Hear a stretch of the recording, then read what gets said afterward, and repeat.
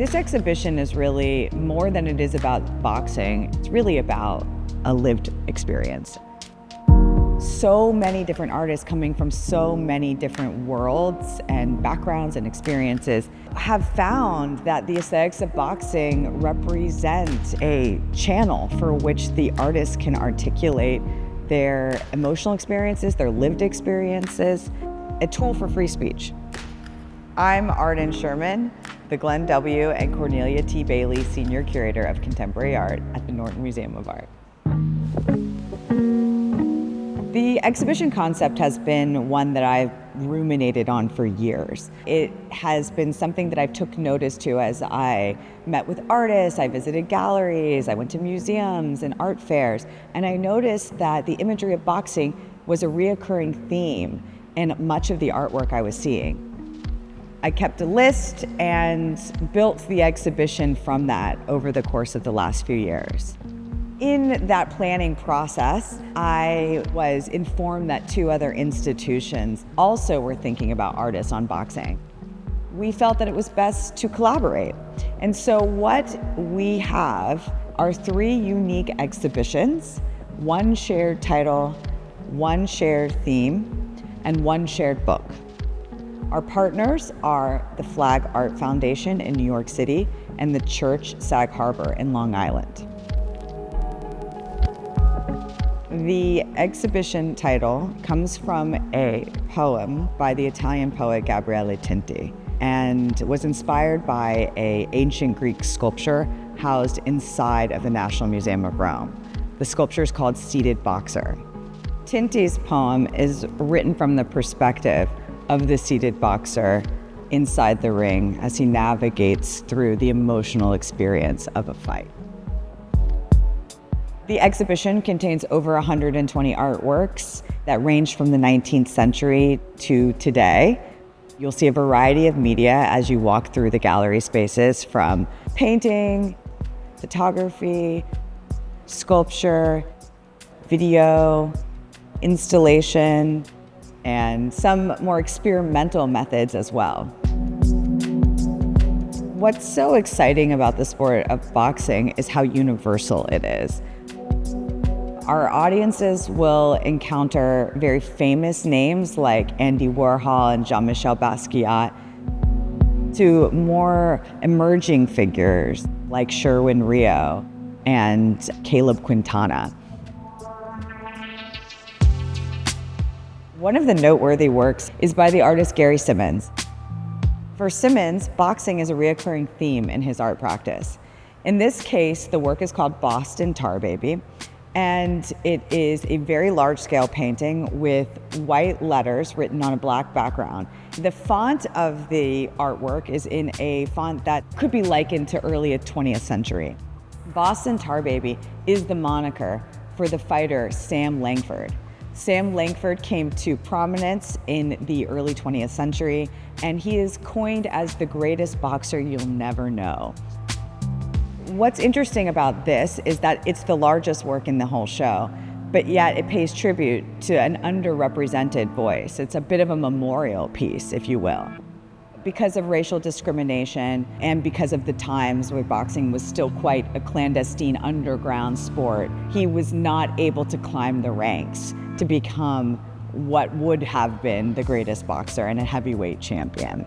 But what I love about this is how Simmons has chosen to pay tribute to this history and to this under-cherished voice. Muhammad Ali was so much more than the greatest boxer. He was an activist, a poet, a musician, and a visual artist. We're so honored to be able to present 4 works by Ali himself. They're 2 drawings made in 1967 during the height of his career. And in those drawings, there's a depiction of a crowd from the vantage point of being inside of the ring. And the second one is of overview perspective. Accompanying those 2 works are 2 later pieces made in 2011. Again, we see a repetition of the crowd and the ring in these 2 later works.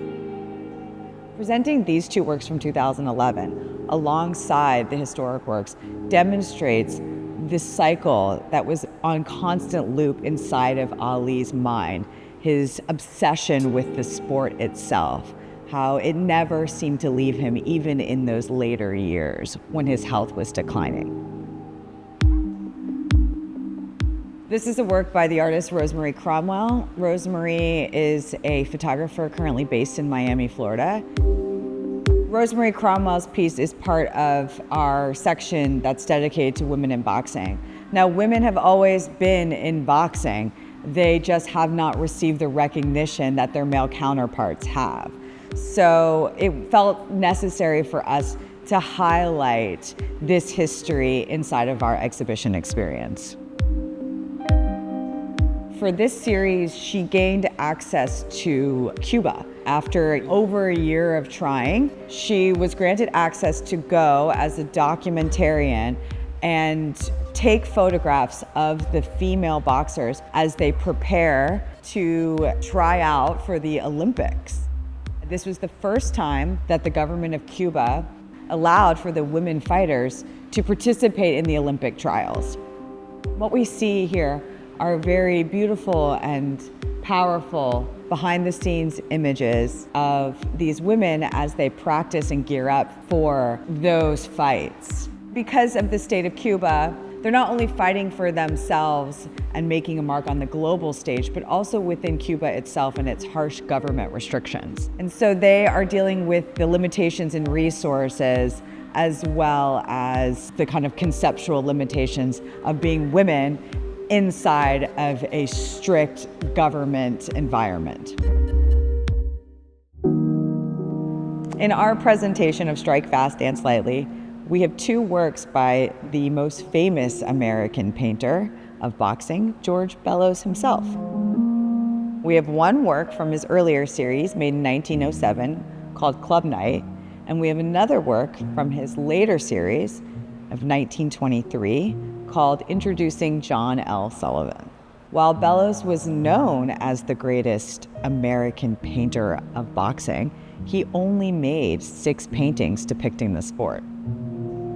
The earlier work of the two, Club Night from 1907, is painted from the perspective of a front row seat inside of one of the clandestine boxing clubs of New York City called Sharky's.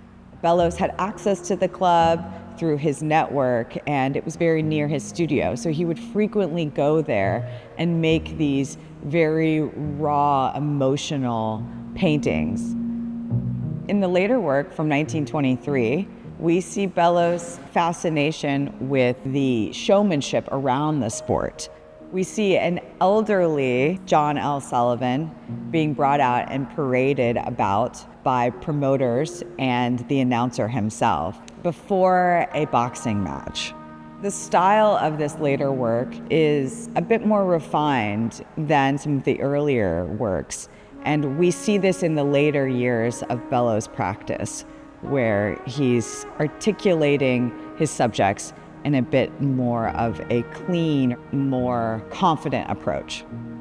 I hope that visitors leave this exhibition experience with a newfound sense of understanding how powerful imagery can be for articulating a message, and in this case, the imagery of boxing. It's such a raw, basic instinct to just fight for what you believe in. I think that what we see is how artists are doing that.